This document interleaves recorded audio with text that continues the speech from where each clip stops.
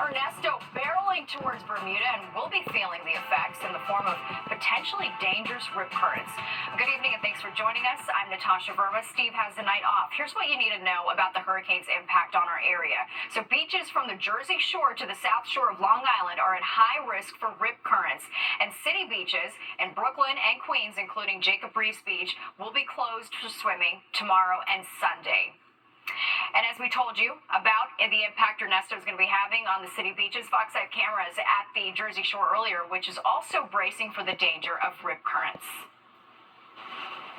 As of right now, the beach in Seabright will be open to swimmers. But Nick, you've been tracking the forecast for us, so that might change in a lot of areas that are still open at this time. Yeah, again, we're going to be dealing with this rip current issue right on through the weekend. And again, if we take a look at the latest on Ernesto, it is still a Category 2 hurricane barreling towards Bermuda with winds at 100 miles per hour. So it strengthened into a Category 2 storm late yesterday.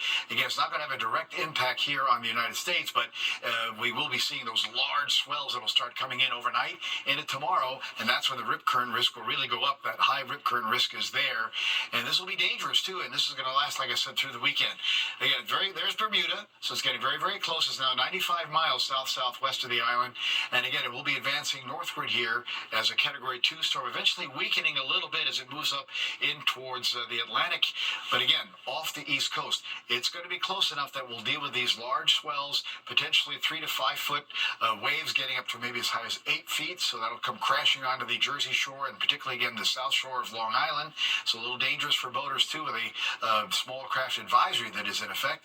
And then the storm will kind of meander on up into the North Atlantic, but it's still, for the next 2 days or so, you'll be dealing with the potential for those rip currents. We're not getting a lot of wind out of this, and tomorrow will be a pretty decent day. The beach will have a combination of clouds and sun, but remember, in the ocean, the current can be quite strong, and you know those rip currents will usually form where there's a little gap in the beach as you walk across, and you can only have water up to your knee. Get caught in one of those rip currents, it'll pull you right out. So just remember to keep very good tabs on what's going on, and maybe just stay on the shore and look at the beautiful waves as they come in. Natasha, that sounds good to me. All right, Nick, thank you so much, and keep it locked right here on Fox 5. Nick will have more on Ernesto's path coming up a little later on. Well,